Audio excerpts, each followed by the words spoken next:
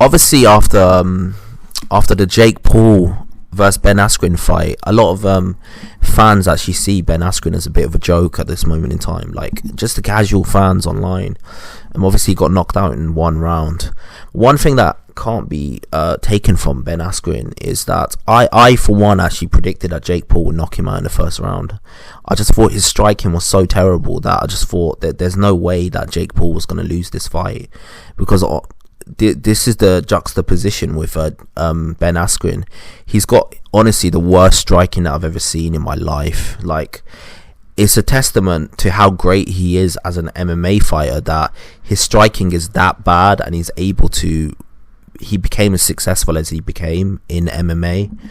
Like, I've never seen honest to God, if you watch the Damian Maia versus Ben Askren fight, it's the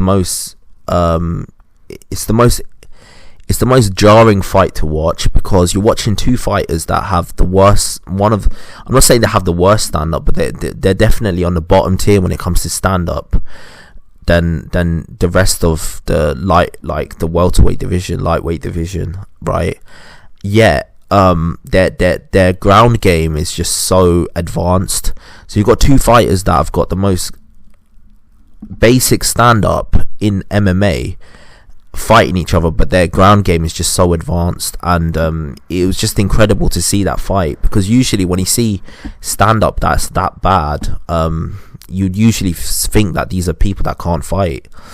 But just to put it into perspective of how good of an MMA fighter that Ben Askren was, because his stand up was so terrible, the sad thing is he managed to get to a position where he managed to win a title at Bellator, and he still managed to win a championship at one championship.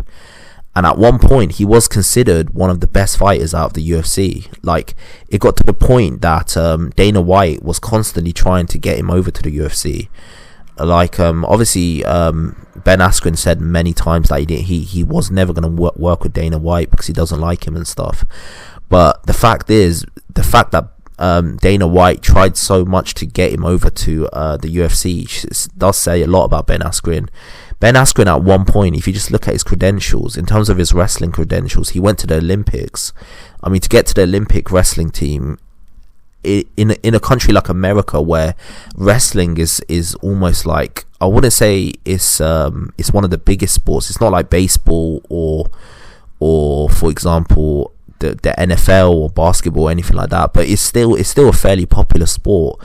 For an athlete to go into the Olympics starting from America, it says a lot about them. Like, you need a certain level of talent to get that far. Like, even if you don't win an Olympic gold medal, to just make the team, it says a lot about your credentials. Like, as a fighter, it does say a lot.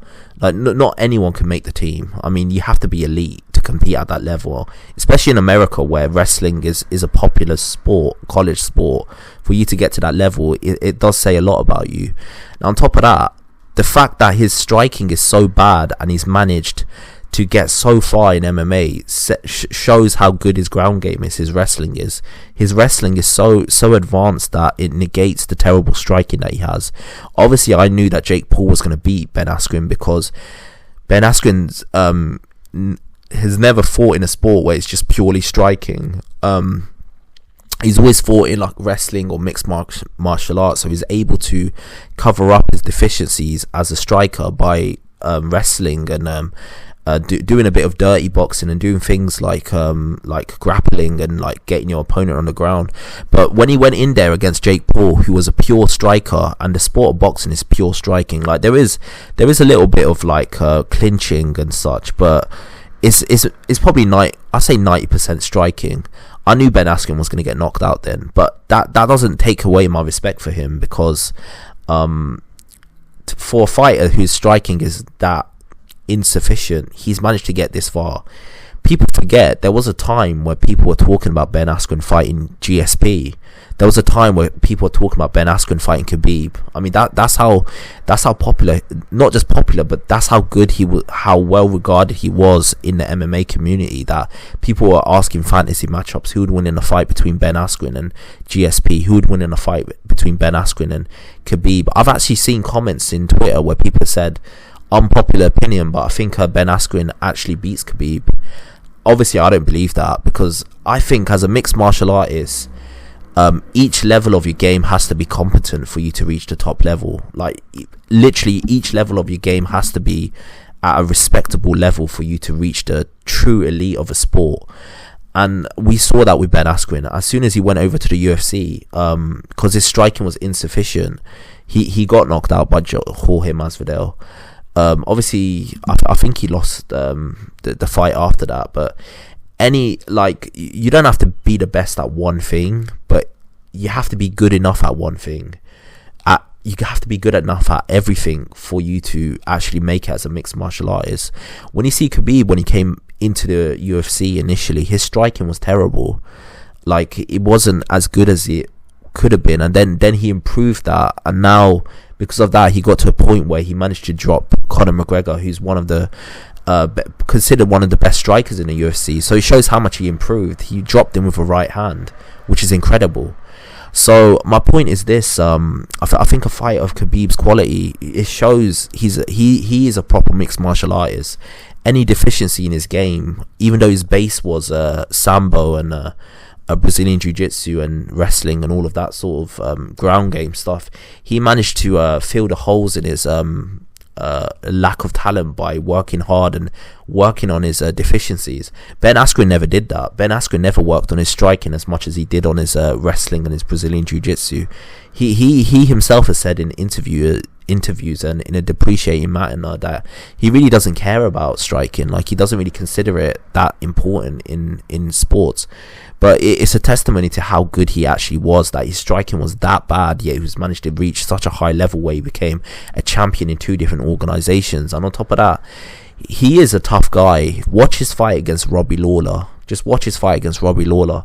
Robbie Lawler puts an absolute shellacking on him in one of the rounds. He drops him on his head, and then he just wails on him, like lands a 15 punch combination on his face, and Ben Askren manages to win that fight. I mean, it's crazy. Whether you think Robbie Lawler tapped or not, the fact that Ben Askren managed to survive that, put him in a bulldog choke and almost had him out of there, it does say a lot about him as a competitor. So yeah, that's my opinion. I think a lot of people are overlooking how great Ben Askren was. Like, I'm not saying he was the most elite fighter.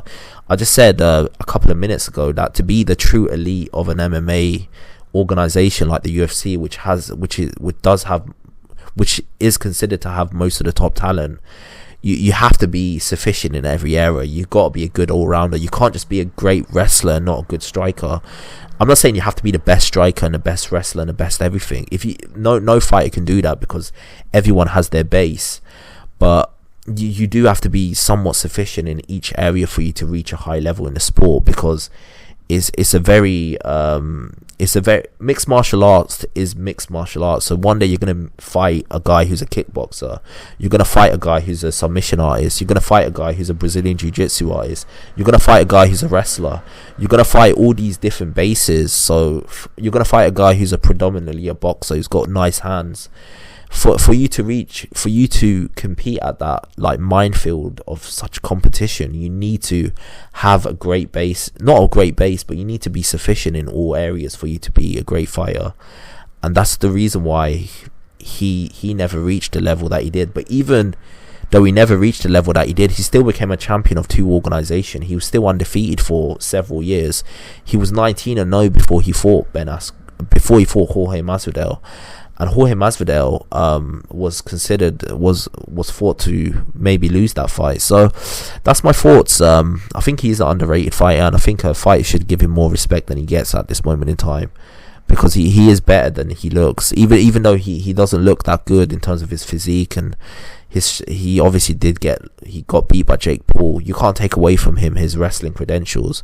He might legitimately be one of the best wrestlers that America's. I wouldn't say he's the best wrestler, but to make the Olympic team, you have to have some level of talent. So yeah, that's my thoughts. Tell me your thoughts. And on top of that, he won 2 titles in 2 different organizations as well. So yeah, that's my thoughts below. Tell me your thoughts below. Do you think Ben Askren is somewhat underrated now? Do you think he's overrated? Do you think Were you satisfied when you saw him get knocked out by Jake Paul? Tell me what you think below, and like and subscribe to the channel. I've got a lot more content coming your way. Peace out.